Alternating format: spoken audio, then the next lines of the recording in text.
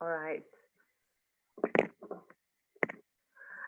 Good morning, everyone. My name is Mpilo Shabangu, and welcome to the Ubuma Leadership Justice Dialogue. Before we begin, I would just like to express a great deal of gratitude to our long-standing partner, Institution Hill. As a youthful organization, their partnership with us in all our initiatives has really not only been encouraging, but just very empowering.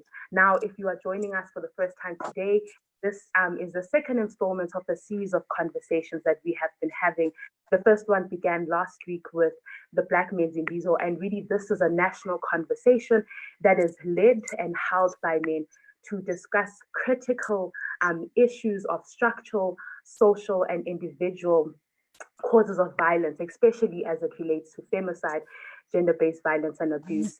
Had an amazing conversation on two different panels that were looking at. Oh, sorry about that. And the mind of a woman. If you have missed it, please do make sure that you tune in on our YouTube channel at Ubuma Leadership, and you also just look further down on the ConHealth Facebook page where you can be able to see the conversations that happened last week. Now, you may ask yourself, why the Justice Dialogue? Well, let me just give a few statistics that really help paint a picture of the reality that we are currently faced with globally. The UN has released estimates that particularly in Africa, between 300,000 to 3 million people may die as a result of the virus. Not only that, we're seeing that in education, close to 10 million children may not go back to any formal sort of education, which is a really sad reality. Not only that, we're finding that as it comes to food systems, close to 100 million people will be needing assistance as it comes to food emergency packages and stimulus packages that are there. We're also seeing that 23 million people will be pushed further into extreme poverty. So we're really having this conversation to try and not only have our speakers shed some helpful insights on the realities on the ground, but also provide a ray of hope on the opportunities that may possibly exist in this time that we are faced with. And we really hope that what you can take away as an audience is that regardless of the corner of the world that you're in, regardless of the influence that you have, no matter how small or big, you may be able, from the insights that will be shared here, to move from a state of hopelessness and helplessness to one of hope and indignation to really affect change where you are. So in this conversation, I will be joined by some amazing, amazing people who are just really making me excited. And the first really is Tim Fish Hoxton. He really is a lawyer who deals a great deal when it comes to human rights. We are also joined by Phumla Dlamini. She is a student activist in education, as well as Reverend Annie Kirk, an amazing woman who is the founder of the coalition Catalyst. And finally, Colette Solomon, who is the co-director of Women on Farms. Before we commence with this conversation, I just really would like us to have a moment of silence for Mam Zinzi Mandela, who unfortunately passed away this week. A giant has truly fallen and a daughter of the soil. She was and will truly be missed. So if you could just join me in a moment of silence, please.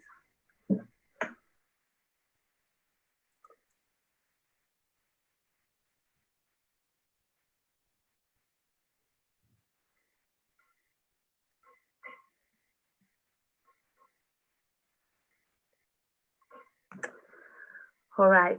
Thank you so much, everyone. So I think we will jump straight into it.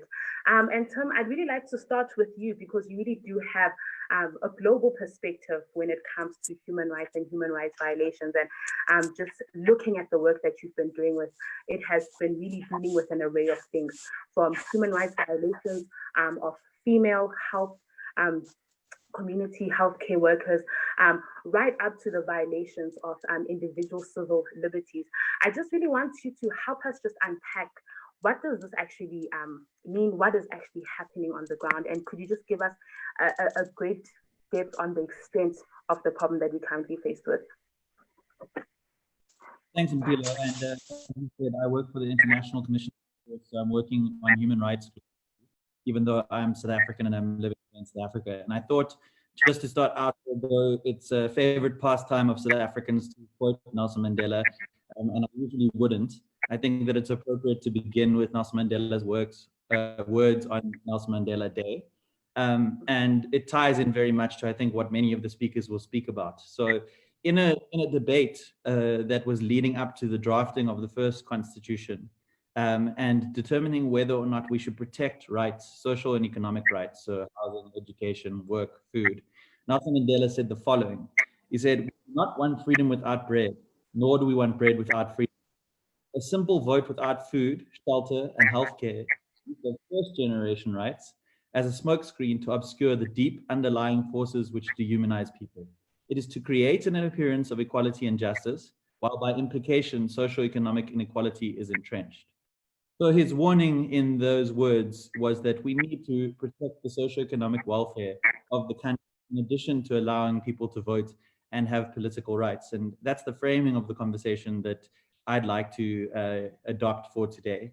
To your question about general global impacts of COVID-19, and then I'll tie it back to South Africa. What we're seeing as the International Commission of Jurists in all of our work is that the real crisis of COVID-19, although at its essence, it's a public health emergency and a problem with people being able to access healthcare, to be able to protect themselves from COVID-19, is that there are also many other social crises that are resulting from it, including in access to education, in access to food, in access to work, and all sorts of other things. And all around the world, what we're seeing is that people have lost their incomes, people have lost their ability to be able to interact with society, even though many, many people were so poor that they were struggling already. It's just made the situation even worse. And so we see that in countries ranging throughout the world, including Venezuela, where nearly 90% of people are struggling to get food, in India, where people have starved and have struggled to make it back to their homes when the lockdowns happened, in Thailand. We see it all over the world where the ICJ is working. And South Africa is no different. So to give you an example of one of the very big problems that's happening in South Africa right now, there was a court judgment that was handed down last night. When schools were closed down in South Africa, about 9 million children lost a meal a day, which they received from the National School Nutrition Program. And the government, for some reason, while the pandemic was on and while children were in schools, did not allow children to continue to get the food, even resources were provided still for the program. And it took several civil society organizations to go to court to get a court order saying that whether or not schools are open and regardless of which grades are open, food needs to be provided to children. And so that really ties very directly to what I've said with what Nelson Mandela has indicated in that quote, which is, we do not want freedom without bread, nor do we want bread without freedom. And on the most simple, all around the world, I think that what we need to think about as people and societies and as countries is, why is it that we are claiming that people are living in freedom, but we are not allowing them the basic resources and the basic things that they need to live, including food, water, healthcare, and work? No, that's an amazing question. And I think I'd like to then take it on to Reverend Annie, because I think you also do a lot of work that is similar to Tim, but you are just really rooted on the ground. And could you then maybe further unpack to us, why it is that people are not getting access to these basic resources that are essential to their survival? Thanks, Mpilo. Yeah, so I run a coalition called More Than Peace, and we do a lot of monitoring and offer mediation and conflict transformation support to communities, often that are protesting, could be service delivery issues or housing or land injustice. And just before or just around the time of the lockdown, we had a conversation with the Human Rights Commission about developing or extending permits to organisations like More Than Peace and others to monitor throughout the lockdown. And so a Section 11 committee was established there's now more than 500 monitors who are accredited from 222 civil society organisations. So it's meant that on the ground, it's provided, these permits have given us opportunities to see what's really happening across provinces. In response to what Tim was raising, we've seen a lot of evictions. CALS were telling me yesterday that the Access to Justice hotline, most of the calls that have come there have been around evictions, whether that's state or private landlords. And I think because of, as Tim was saying, with the job losses and loss of income, where people get income from renting out, could be a backyard space, or getting some kind of income from rental. With income loss, people can't pay rent. So now people are being evicted. That's through private landlord evictions. But then we're also seeing a lot of state demolitions and evictions. And across provinces, it's become really disturbing to see this. There's a moratorium on evictions being carried out. As we know, the Minister of Justice announced that at the beginning of the lockdown, that until at least the end of level 3, but it could still be extended, that there's a moratorium on evictions. But these continue to be carried out by by municipalities. And the argument that's given is that these are not evictions, that these are properties that have been there less than 48 hours.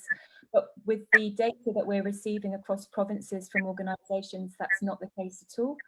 In some instances, you might have settlements that have been, and structures that have been there, or homes that have been there up to 16 years, and they're being demolished. So there's been, as we've seen, there's been anti-land invasion units moving in, especially in Western Cape, in KZN, and also in Gauteng, and demolishing people's homes. That I'm glad to say that there's been a really good response from legal aid organisations, public legal aid organisations, to support citizens who've experienced this. And we've seen now some victories in court, where, especially here in the Western Cape, the city of Cape Town, even this week, was ordered to rebuild the home of Mr. Ginola Phillips from Humberg after they demolished it twice. So, but this is a real issue, and we're seeing, because of the socioeconomic impact, people are losing their homes and therefore looking for somewhere to build. And then we're seeing then anti-land invasion and municipalities move in to remove people and so on. But then also where people have legal rights because they've been there more than 48 hours, that's being ignored. Completely. No, thank you for sharing that. And I think it's interesting that you bring up the issue of the evictions, especially considering the work that Coletta does with women on farms. And I know Coletta just recently, the organization that you are director of was dealing with eviction of female farm workers, and just the reality on that. So could you also just further elaborate and just take on from what Reverend has just detailed to us right now in terms of the work that you are doing? Thanks, Mpilo, and good morning to everybody. So I work for an organization called Women on Farms Project. It's a feminist NGO based in Stellenbosch, and we work with women farm workers and farm dwellers who live or work on commercial farms in the Western Cape and in the Northern Cape.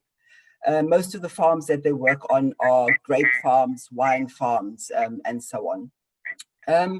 So really, in terms of what we've been seeing since the lockdown, I think, first of all, just to say that the timing of the lockdown coincided with the end of the grape harvesting season for most farm workers. So the harvest ends at the end of March, and that is normally the time that women would be applying for unemployment benefits.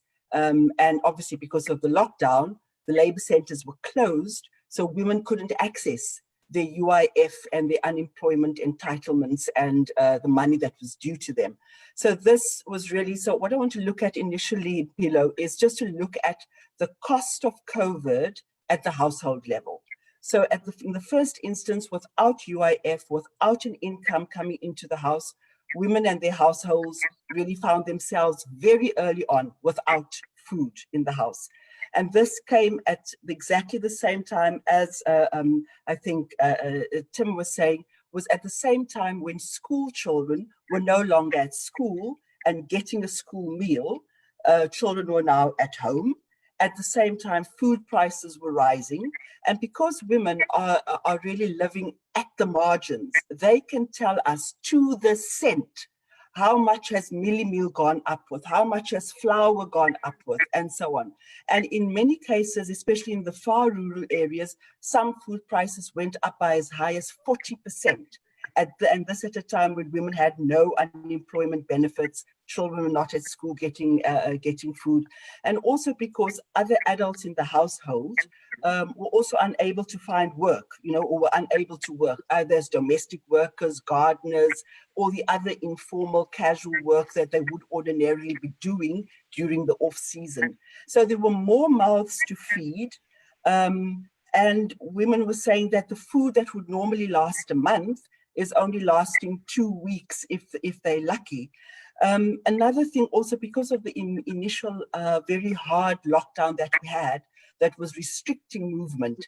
So women were not able to draw on the normal informal social networks that they rely upon to get food, to borrow from this auntie, to go to that grandmother, and those kinds of things, because they were now stuck on their farms. And also, anyway, the other people that they know in their social networks were also being affected in the very same ways. So food was running out very early on during the lockdown. And what, in terms of the disproportionate impact on women, what do women and mothers do the world over when there's not enough food in the house? They go without.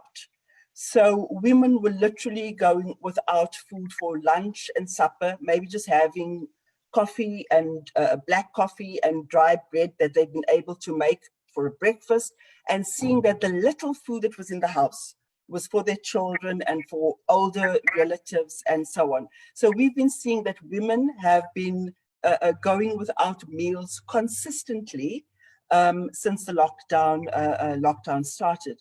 And I think it's important for us to remind ourselves about the immorality of this, that the farm workers who are producing our food very often didn't have any food to eat during this lockdown.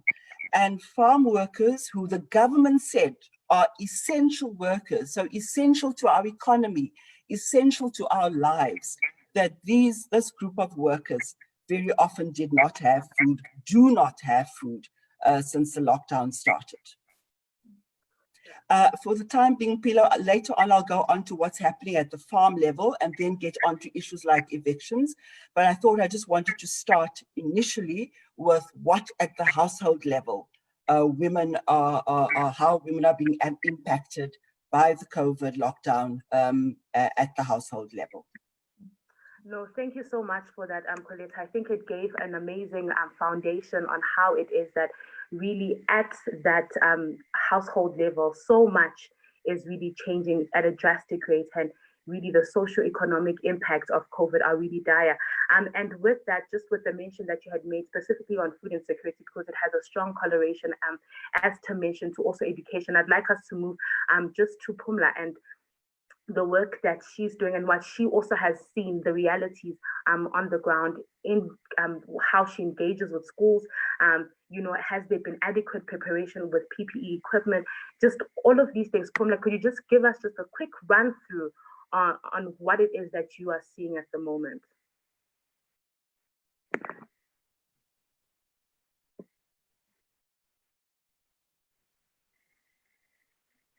Sorry, can you please repeat? I lost you for a second. No, could you just give us an explanation of the conditions of education that are happening in terms of just like the impact that COVID has had on the education system? So, yeah, the impacts they kind of follow the same trend along whichever sector that you go into, whether it be from early education to primary foundation phase, all the way up into FET, even in varsity. I mean, and I think it's just something that's perpetuated by really white supremacy, as well as like in terms of patriarchy. Because even before I was gonna come on, I started thinking about, I need to sound a certain way, otherwise, you know, no one's gonna take me seriously, or I'm not gonna sound like I know what I'm talking about. And that's the thing. That's the problem of marginalization. Like, there's so many voices that are lost, that we're able to continue living in the bubbles of our own experience and our own lives and our own interests. And this has actually been the very governing principle to like a lot of institutions and a lot of like our departments in terms of how they are run. And that's why a lot of these things go unnoticed. Like, how can such a huge number of people be affected at such a dire level, and yet there isn't any kind of tangible movement that is going on? And that's because of the loss of like inclusion, you know, this position of ignorance and apathy that we have, that privilege without inclusion allows us to have. Like, privilege is not a bad thing once you are able to partner it with inclusion, because the inclusion allows you to be able to answer the questions that are actually being asked. Because what you have is a lot of these institutions and a lot of our, like our own institution as well, you know, the students that I go to school with, in terms of that, a lot of them were facing problems well before COVID. We had people that were sleeping in labs. There was already food insecurity, such issues as that. And then you go into it, and what do we get once we start hearing about the COVID pandemic? You get VITs just being like, no, everyone needs to get kicked out of res, everyone needs to go home. But what does going home look like? Without that inclusion of having the people who are marginalized and the people who are oppressed in the spaces of where discussion and change and all of these things are happening, then you're just answering questions that no one has asked. It's all ineffective, right? Because of the lack of inclusion. So what you have is people throwing, you know, solutions of equality instead of equity, right? In the sense that it did supply like laptops and data. A lot of universities as well, they supplied laptops and data to a lot of students. But what difference does it make if I have to catch a bus to get out of my village in order to get to a town that has connection? Or there's load shedding, or I don't have access to electricity. Are these devices even going to work? Is the data actually going to work? Is it going to benefit me in any way? You know, and so you have these solutions that aren't at all people-centered. You know, there's just not at all any kind of inclusion among the people. So it's this whole thing that we've pushed the people to the side, that we actually are trying to help and trying to assist in any case, shape, form, or way. You know, and this is also evident in terms of like a lot of institutions, and even our own Department of Education has centers and like departments that are meant to represent the people that are marginalized. You know, they're meant to be there for the students, the teachers, even SATU as well. But a lot of them, because of their exclusionary practices, they are never able to be effective in the spaces where they are needed, right? And that's why even the schools that we have are a product of that. I mean, a lot of the schools that we have in like township schools and even in schools in like the village, they don't cater to the needs of the people and the like the community. And that's why a lot of them get burglarized. Even now while we were in lockdown, a lot of them faced, you know, having been broken into, being burned down. And that is not necessarily what we should look at in terms of like, yeah, they're breaking these things down, but the question is why? Why? Yeah. If the schools were, if they felt if the schools felt like a necessary part of the community, if they felt like a cohabitation, or like it's kind of like a mutual beneficial relationship, I don't think that any of them would have attacked the schools, or any of them would have had such reactions to the schools. But if we continue to kind of close out the people that we are supposed to cater to, right, from the spaces where they can actually make their voices heard, and we can move towards making solutions that actually meet their needs, we will continue to never be able to close the gap or be able to cater to any of the people that are at the lowest of the lows in terms of marginalization and oppression continuously, you know. And I think of it because even WITS has a Center of Diverse Studies, and we've partnered with them on a few things. And they have a disabling normalities coming up in October. But it's like, which normalities are you disabling?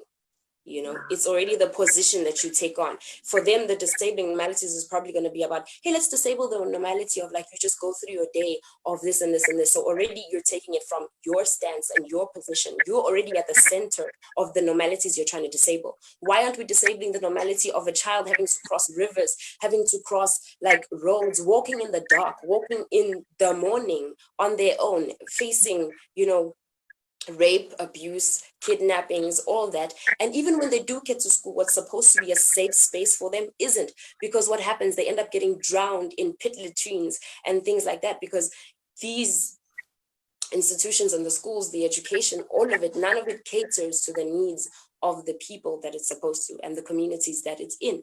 And so that's why a lot of people are finding, you know, such a disconnect with education, and why we are going to lose out on a lot of children. A lot of children are already not coming back to schools. Like in our own town, where we have like a township school right here, they have 60 children in one class. There's 3 classes per grade.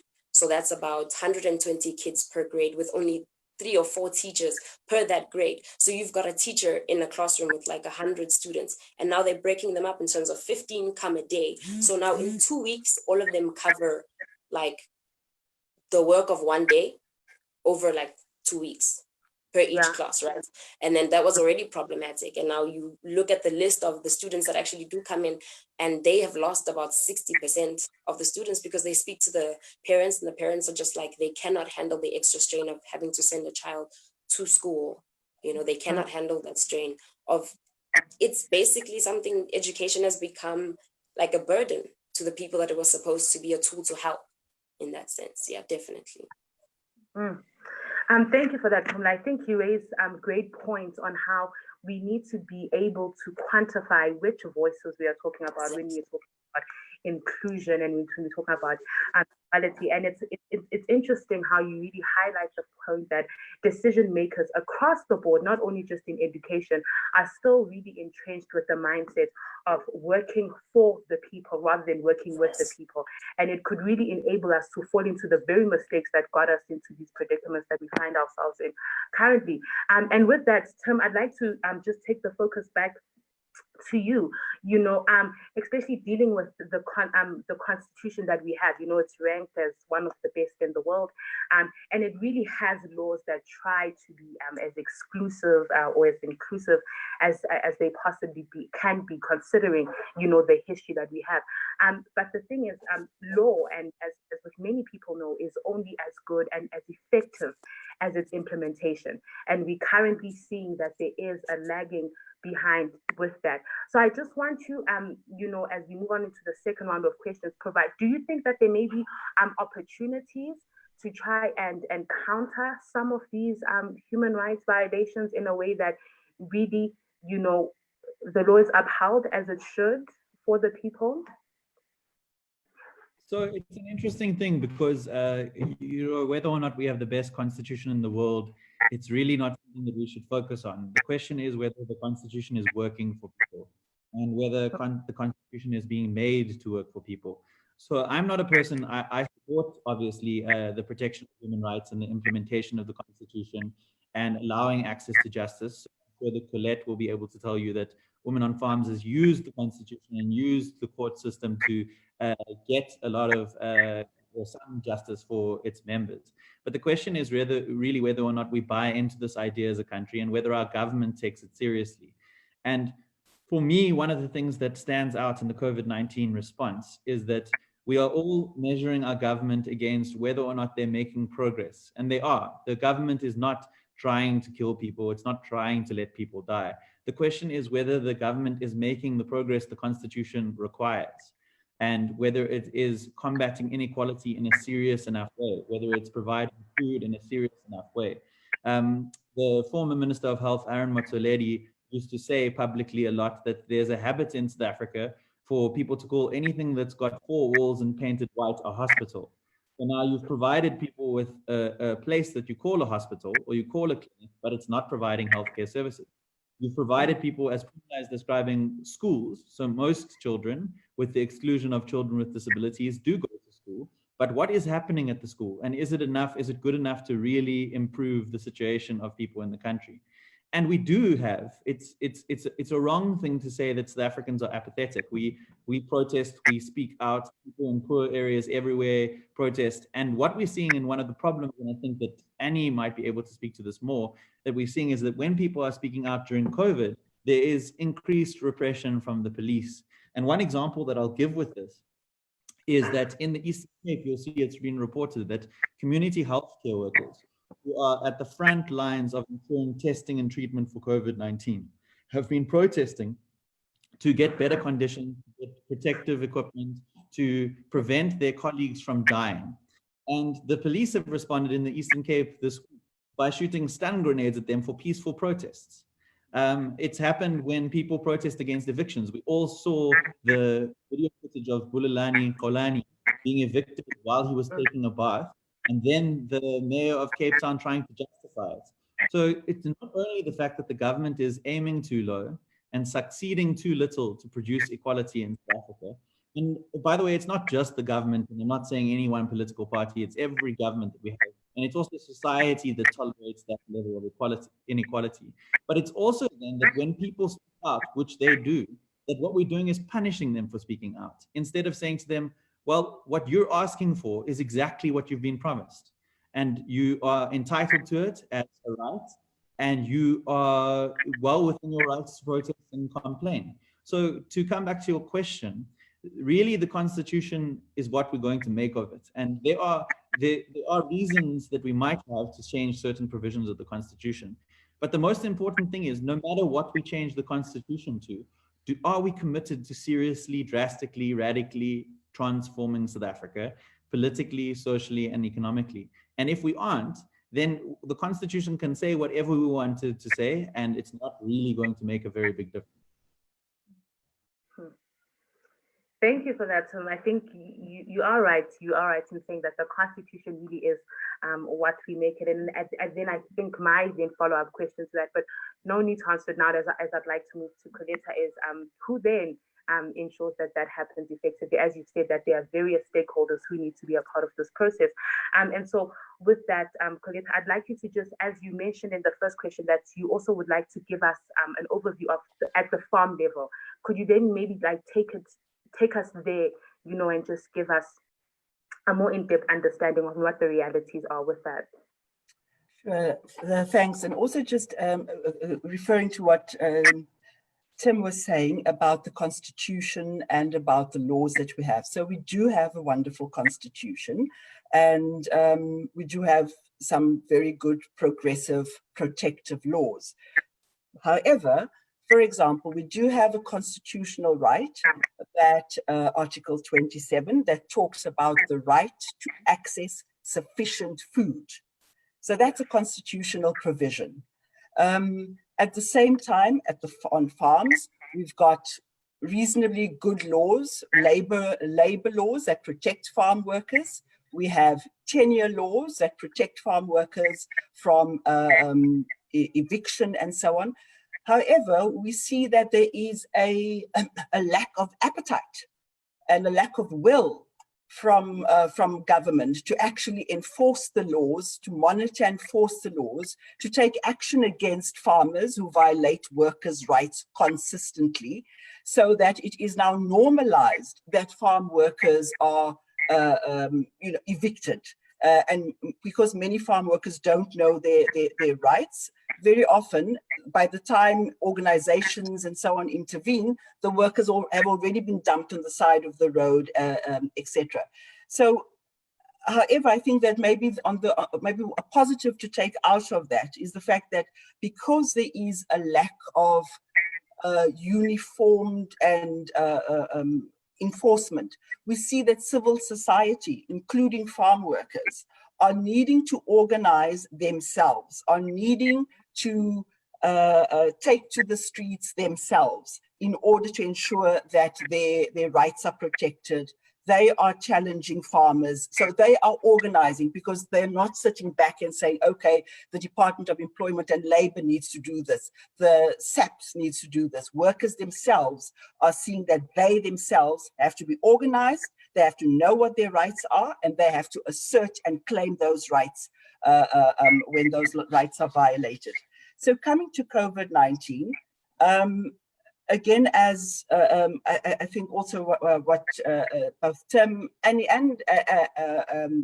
Pumla have said, we've seen that there are specific, almost COVID-related violations, but we all know, we can take it as read, that the pre-existing structural conditions existed before COVID-19. And what COVID-19 has done is just, on farms, it has just afforded farmers new opportunities, new ways of exploiting and violating the rights of farm workers.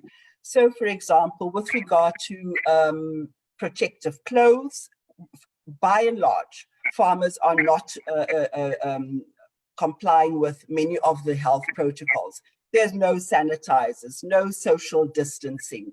Workers are still being transported on overcrowded lorries that are also not cleaned daily. We've recently dealt with a number of cases where when farm workers have actually challenged the farmer and said, well, actually, there's no social distancing, we need sanitizers and so on, fired those workers for challenging them. And so some of those cases are on.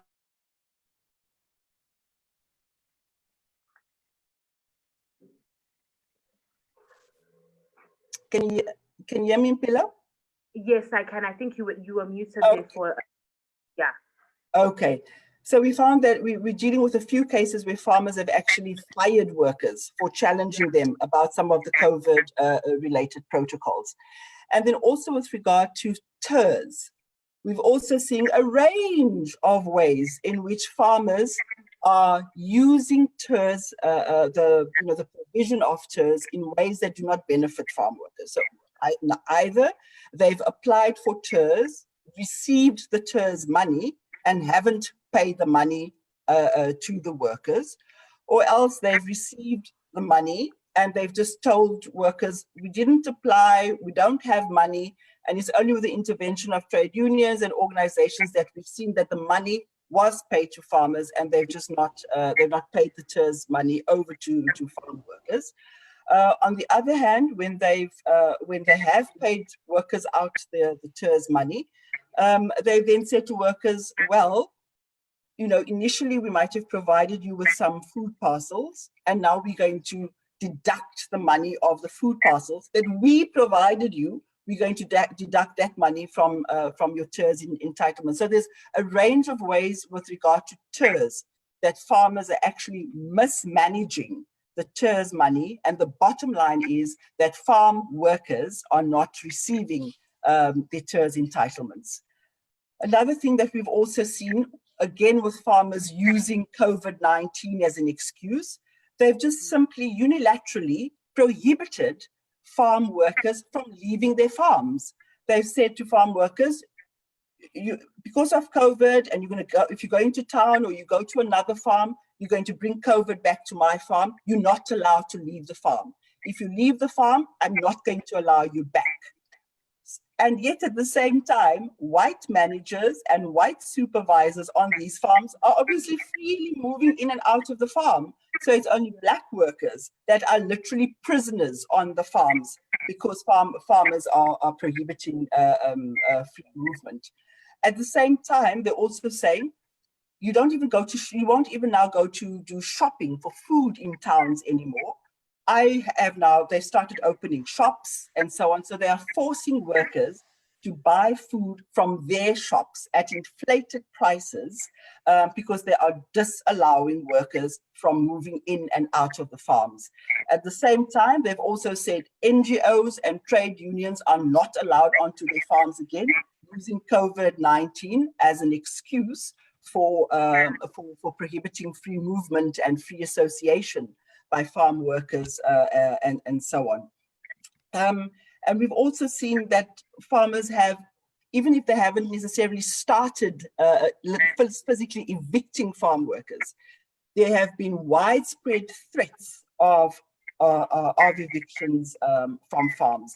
So they've instituted processes, or they've just kind of verbally said to workers, as by the end of lockdown, you're going to be off my farm. So there's this threat of eviction that is hanging over farm workers for the duration of the lockdown. And we've also seen that farmers are not employing workers or allowing workers to move on to other farms to look for work. So they are saying, we don't have work at the moment. I'm also prohibiting you from leaving my farm to go and work on a neighboring farm. So farm workers are imprisoned on farms, unable to seek alternative employment, unable to go into towns to buy food at reasonable prices. So we've really just seen that COVID-19 has provided farmers with a new pretext, a new manner of actually violating workers' rights, be it the labor rights in not adhering to the protocols, but also things like movement, freedom of association, evictions, and so on. So it's become another mechanism. COVID has become another mechanism whereby farmers are violating the rights of farm workers. It's very disheartening, the bullying that is happening, because really power dynamics here are really not in favor of those who have, prior to the COVID pandemic happening, have not really been in a position where they could have any sort of power to really effectively stand up for themselves and seek the justice that they need. And I think, Reverend, I'd like to then take it to you, because in the first question, you really did highlight for us the many issues that people have been faced with in terms of just like evictions, that have also really come with just the most ridiculous of excuses, really just excuses that could not hold water in any way whatsoever. And really there is a targeting of those who are the most vulnerable in society, of those who have the least power socially. There's also a lot of issues at play when it comes to class, when it comes to race. And I think with that, with the work that you are doing in terms of like galvanizing and bringing in a number of people within civil society, I just want you to maybe highlight for us, do you think that there's an opportunity here for maybe civil society activists or organizations that are really in this place to try and somehow become the voice in a way that we all know what's happening? Because I think many of us are not necessarily aware of these grim realities that many have highlighted. So what more can be done essentially by civil society to make everyone in the country aware? Thank you. Yeah, I think civil society plays a really crucial role generally, but in this time. And what we've seen with the monitoring is that, firstly, I think it puts on notice all those that are being observed in whatever context, whether it's unrest, a protest, or some event, whether it's in a local community or a context around us. We saw it with Strampfontein, with the monitoring that took place there from the opening of that camp, where 1,600 street-based people were removed over a weekend in the Western Cape. And that was a deeply disturbing place in the sense that it had 3 layers of security, private and law enforcement. There were 100 law enforcement officers on that site compared to 15 health officials. And the intention of the site was to provide a safe shelter for people during lockdown who didn't have a home that they could self-isolate in. But when monitors began moving onto the site, what was clear was that people were being detained and that there were a number of human rights violations occurring. And so it was crucial for monitors to be able to access that place. And in the midst of that, for those who had been detained there to have contact with the outside world, firstly, because they were completely cut off and they weren't allowed to leave. But also it then put on notice the officials who were running that camp. And so then as the monitors began reporting about the violations, as we know, it became a very contentious situation and has led to a court proceeding. Actually, the City of Cape Town interdicted the South African Human Rights Commission from having monitors on the site. and that court process still hasn't quite been finalised. So I think what we saw was just the power of civil society organisations through monitoring being in a space like Strandfontein, but also we're seeing it at the moment with monitors from the Social Justice Coalition who are monitoring evictions in Kailicha.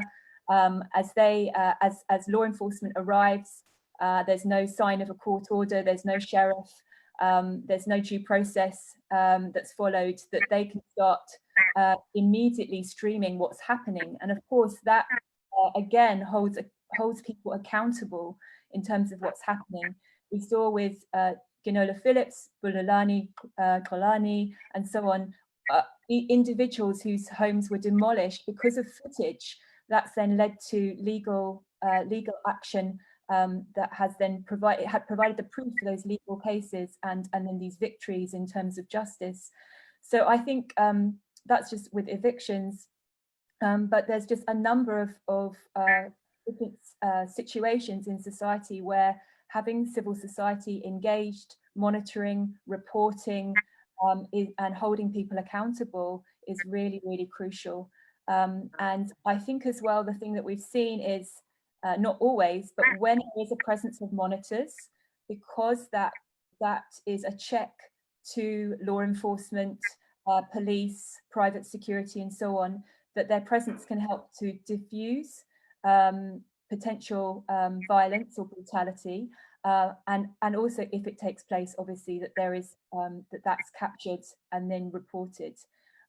It also, I think, supports the community in so many situations that we maybe are in as civil society, whether it's local communities or it could be these specific contexts that have been set up during COVID-19, that the communities where they feel or their experience in terms of violence and trauma directly and structurally is to be silenced, is to be ignored, is also that the narrative that is put into the media was that this community is a very violent community, and so on. The presence of monitors can challenge that narrative based on their reporting, especially if one can say, well, actually, the initiating violence was the way in which whether it's law enforcement or police or whoever engaged with this community, and so consequentially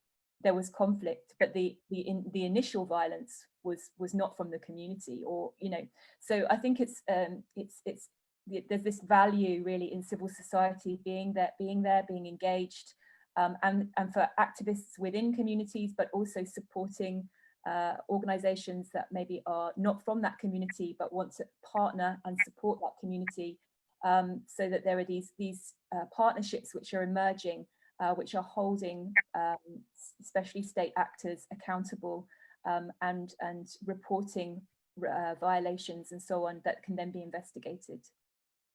Sure. Thank you for that, Reverend. And I think it's very important, the things that you highlighted, because it's very easy for us to say, to express the expectations that we have from government, but we must also take note of the fact that we as civil society, or whether it's private sector as well, there is a certain level of responsibility that we also have in helping to rebuild a better world post COVID, and in also rectifying many of these issues that are happening at the moment. And then Apumla, I would also just like you, just on the same wavelength, in terms of the question that I asked Reverend, you've really given us an amazing lay of the land when it comes to what the issues are. You've unpacked a great deal. Now, knowing what we know, and knowing that a whole entire generation is going to be severely affected because of their inability to further their education, what opportunities exist, or what can we do to build a better, resilient world when it comes to education, and ensuring that even in the future, if a humanitarian crisis or pandemic of this nature at this scale happens, we are not faced with the same reality. So could you just give us your view on that? So on that, I think as everyone has been raising, we're realizing that a lot of the marginalization, a lot of the oppression, a lot of the problems, the issues that people are facing do not just come on one level. They all compounded, and more than compounded, they are intersectional. Like people are experiencing them on different bases, right? And so why then are the solutions that we offer not intersectional? You know, why are we not seeing an intersectoral approach to fixing educational policy, and fixing, you know, policies around the current policies that we're trying to, you know, implement to kind of counteract the effects of COVID-19, not only on the educational side, but also on the health side? Because the one thing that we have begun to realize the moment that I started doing education is that when you look at early childhood education, like the development of the child is very much linked to the health of the mother, and that the health of the mother is totally, it's health in terms of mentality, in terms of emotions, in terms of physicality. And then that also now comes to, where is the mother from? Where does the mother live?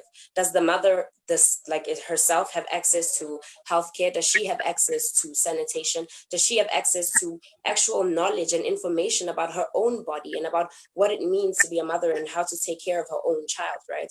Each and every single one of these things is linked, as we are seeing, but we're not seeing an approach, or rather any kind of policy from any of, you know, governmental sectors, and then to have a more of like an intersectoral and partnered approach to dealing with all of these things, in terms of that there's no exchange of information or knowledge going on, and that allows, or rather perpetuates, for COVID-19 to definitely be a mechanism of oppression and exploitation, like Colette was saying, in terms of that now you have a lot of schools that are rushing to be open, but none of them are actually addressing the questions that people have on the ground, in terms of, okay, if we are now allowing children to go back to school, how are they going to be able to keep social distancing in places where they have already been crowded before COVID-19? One. Secondarily, it's a matter of, how are they supposed to be safe? How do we know if they're going to be safe when they were never even in conditions that were up to basic standards of health before COVID-19? In terms of that, there was no sanitation, there was no water, and a lot of these places where the children come from, where the schools are based, and no one was answering those questions. But because of a lot of the money that surrounds, or the opportunity to money that surrounds COVID-19, in terms of, especially in schools, there's a lot of, I know, tenders as well, because my own father is an ex-principal. He was already receiving applications because people thought that he still was in the position to be a principal, and he was already getting applications to, like, you know, supply the sanitizers, to supply masks, all of that at a much larger, much higher price, you know, and no one's willing to answer the questions that really deal with the severity of what this is going to mean for human life, and how it's going to impact each and every single one of the children on a foundational level. So in terms of like how to move forward, it's basically inclusion. And exactly that, in terms of like, how do we move forward without wanting to work with the people? The moment that you put advantage and opportunity in the hands of the community, you also put the knowledge and the information that they need to be able to, like Tim said, demand what is theirs and what belongs to them. But the moment that we continuously keep them out, and this is another thing, when we politicize like education, in terms of like allowing it to be in the hands of, you know, politics and, you know, the government, and not necessarily the government, but parties, in the sense that it's now a one-man show of like, these are the decisions that I'm making, and there's no intersectoral approaches in terms of like, we're now exchanging information between all different kinds of sectors. We would have known about the injustices that mothers are facing in the household, and how that impacts their ability to be able to walk that path, or that path of education with their children. Because these things are definitely not in any way removed. So why, when we look at solutions, do we want to remove all the other parts and aspects of it? Because when you look at education in terms of how they teach us about what it means to be a teacher, the first thing that they teach you is the hierarchy of needs, or Maslow's hierarchy of needs, and how they take place in terms of like, there's a hierarchy, and then the child has to move from the bottom to the top, and you cannot meet the top needs until the ones at the very bottom are met. And it's a matter of like, school only focuses on the top ones, which are self-actualization and esteem, right? These are places for you to realize your full potential, places for you to find out about your creativity, your pride, and whatever. But what about when your basic fundamental needs are not being met? And those are your deficient needs, which means when you don't meet them, there's a deficiency. So how am I going to be able to understand about myself, about my full potential, when I'm not even worth you wanting to allow me to be able to go to sleep on a full stomach, to be able to support my mother, to be able to support the people around me? You know, all of these children are faced with the reality of, you go to a school that's so far removed from your experience and your reality. But the moment that we can really come back to the truth and really the core of education, which is the students, we can be able to like listen to their experiences, and from their experiences move with them towards making solutions. And that means putting power in the hands of the community, because a lot of schools are places where the very reality of the community within the school, it's not recognized. There are children who will sit in a classroom and they are hungry, they are oppressed, marginalized, they don't even get the basic things of like protection, safety, nurturing, you know. And these are things that happen even in school, but they are not addressed in the curriculum. And so how do we expect to move forward? How do we expect to find solutions to the problems that people are facing if we're not willing to center our approaches, center our programs around that, and to be able to put in place the measures that are needed? And with that being said, it's like exactly what Colette was saying, that if there aren't any kind of like, or rather if there isn't any kind of information and knowledge being exchanged within the community up to even the sectors and, you know, the departments and everybody else who's in charge, then there's no accountability. And it's easy for there to be a mismanagement of funds and for the people to not even know that they're being shorthanded and shortchanged. So it's a matter of, if we really are serious and if we really are being sincere in our desire to actually make a change and to actually say, hey, we want to move forward, it's going to take an intersectoral approach. It's going to take us contextualizing, you know, a lot of the information that we have, because we have this problem of trying to live up to the standards of the North and trying to do what every other country is doing in Finland or, you know, America or whatever, but that's not going to work for us. And until we are willing to work with the people, listen to the people, and allow the people to be the center, the core of our cause, we are always going to be answering questions that no one has asked us. Wow. Yes, so true, so true. Thank you so much for that. And guys, our time is nearly up, and so just to wrap it up, I want you guys just for quick minutes, because our audience is an intergenerational audience, and it's made up of individuals who are really passionate about making a difference in the world, and seeing the change that they desire and they believe is to take place. So with that, what advice would you give, especially to the individuals, on, you know, how to make that change, you know, especially with this pandemic that we are faced with at the moment? And so I'll start with you, Pumla. In just 1 minute, just a quick one, what would you say? Definitely, I would recommend to people to check out the Heckman equation. The Heckman equation is basically an equation that an economist came up with that looks at the importance of actually investing in equitable human potential and equitable human development, meaning we look at all of them across the scale in terms of like, who are they, what is their background, what is their experience, if you want to learn more about that, and how it requires really an intersectoral approach. And also in terms of like taking charge in your own home to educate your own children, you know, about the things that school won't educate them about, you know. So rather, instead of like trusting education to do what it really is at the moment failing to do, you can, and there are many like resources to access, especially on the national government and Department of Education websites. They have put up, you know, a few resources for people to be able to teach their children at home, and run like a common sense camp where you teach your children something that they would need to, you know to survive, like cooking rice or baking or anything that's got to do with just like the basics for survival. Yeah.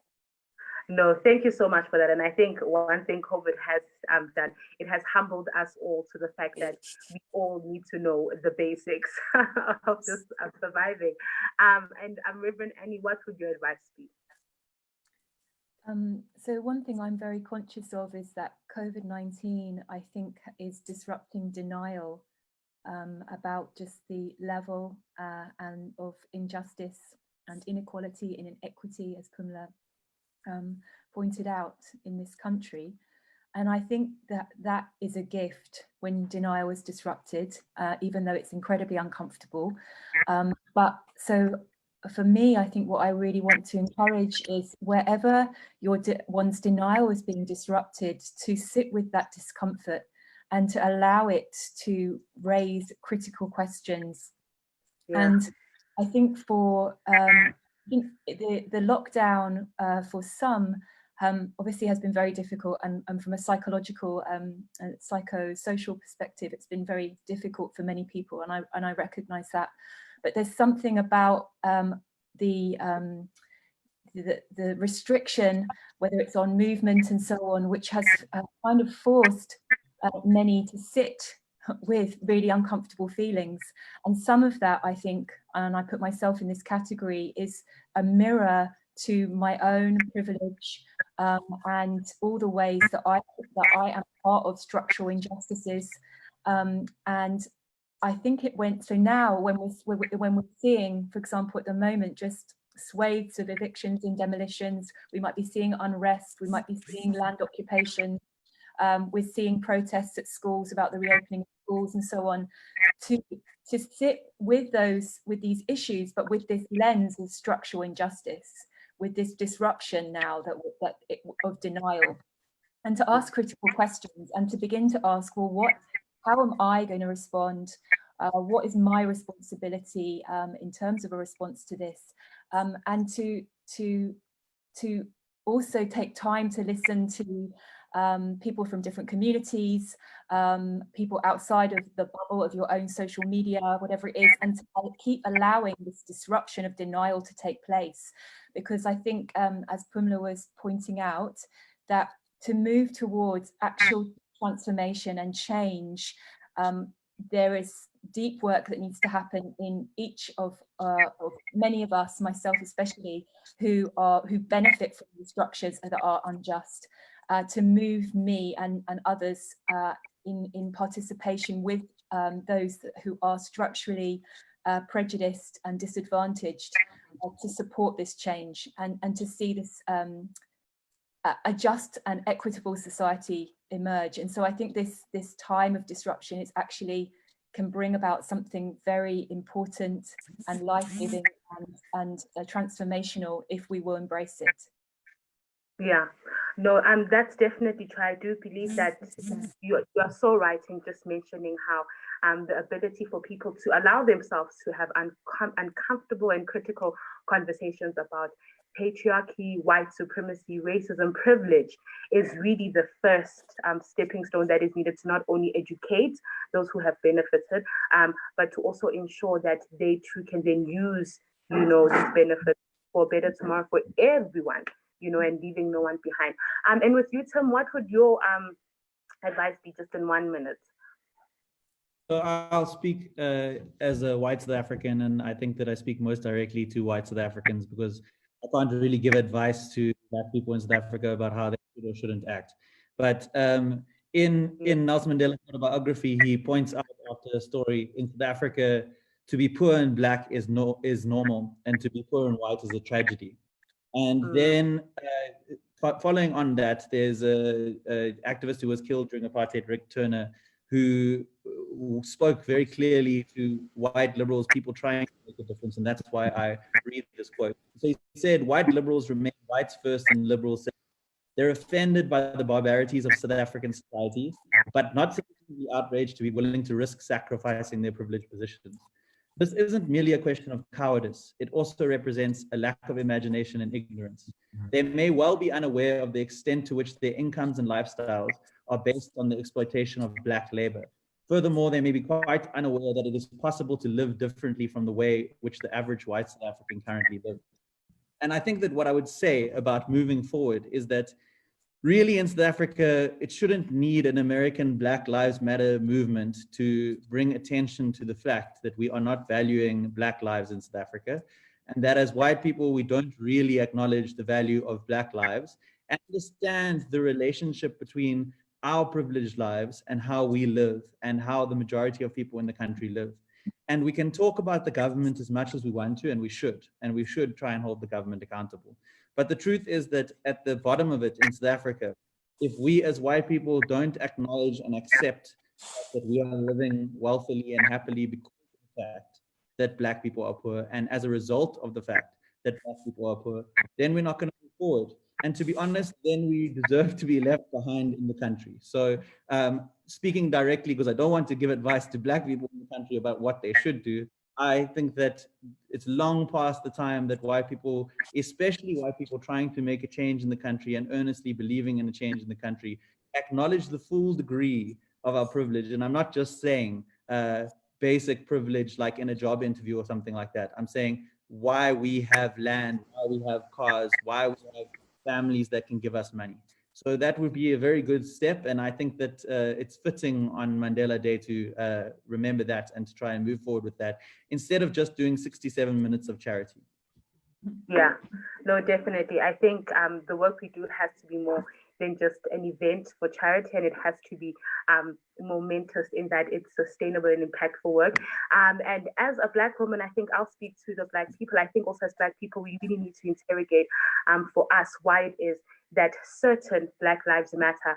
I think that in the context of South Africa, we have also realized that within ourselves, there is a lot that we have to really just like grapple and unpack and really try and understand why is it that attention was given more to our brother George Floyd than it was to our brother here at home, Collins Khoza. Why is it that these discussions are not happening first here at home before we take them to the global stage? And with that, Coletta, are you still there on the line? I saw that you had difficulties, but yes, yeah, could you give us your advice in a minute? Thanks, Bill. I was just going, disconnecting, and connecting. I think for me, what we've seen with the government response is that very quickly and very suddenly, the government was able to mobilize resources. Suddenly, schools that didn't have water and sanitation for decades, suddenly there were water tankers and sanitation and so on in a matter of weeks. So we can see that, number one, South Africa is a middle income country, so there are resources. Where there is political will, the government can respond quickly and expeditiously to get resources to where they are needed. But I think going forward, looking at sort of a post-COVID situation, I think what it also gives us, and everyone has been talking about privilege and so on, I think it gives all of us as consumers who buy the food and buy the wine that is produced by farm workers, it gives us an opportunity to say, we need to look at what are the structural inequalities that make it possible in 2020 for a farm woman not to be able to feed her family. And the only way that we are going to address those structural inequalities is through redistribution. And redistribution can take, a number of different ways, taxation and so on, but just two very practical ways in which resources must be redistributed so that poor Black women farm workers are able to get a share of the country's wealth. Number one, we need to expedite land reform so that the workers who work the land can have a share of productive agricultural land, and that they can establish livelihoods that are independent of a white male farmer being the employer. And secondly, I think there's a groundswell, largely, I think, initiated and consistently undertaken by civil society about a basic income grant. That's also an effective and a quick way to ensure that resources are distributed, redistributed, and that poor South Africans from, between the ages of 18 and 59 who are unemployed, and we know that the unemployment levels are going to, increase after COVID-19, there needs to be a way that all South Africans who are in need of resources are afforded an entitlement, a right to a basic income grant that can afford them the ability to also generate a livelihood. That was loaded. Thank you so much, Coletta. And I think to end it off, just from me, I do a lot of work that is around women and women's rights. And I think for me, what I'd like to say to decision makers who are really at the forefront of making decisions to rebuild our world, I just want to say that decisions that are based on the future that we will have, especially as women, cannot be made for us without us. I think we have learned as women, and with the rising God of women leadership, on not only just on the continent, but globally, we are seeing that we as women are not just victims of a broken world, but we are also architects of the new world that will be emerging from this. And with that, I would like to thank all my speakers for joining me for an amazing conversation. I am really fed. My mind is glowing with just like ideas, and I'm sure that the audience can also share the same thing. To our audience members, we will be having our second panel discussion in a few minutes. We will be joined by the legendary Justice Albie Sachs, as well as Jane Naidu, and that will be moderated by my colleague, Mike Mpanya. It is set to be a conversation filled with a whole lot of fire, and I believe gems, which will really, really, really be much needed in this time that we are in. And with that, thank you everyone for joining the conversation. We really truly do appreciate you all at Ubuma, and have an amazing day. See you in a few minutes. Bye.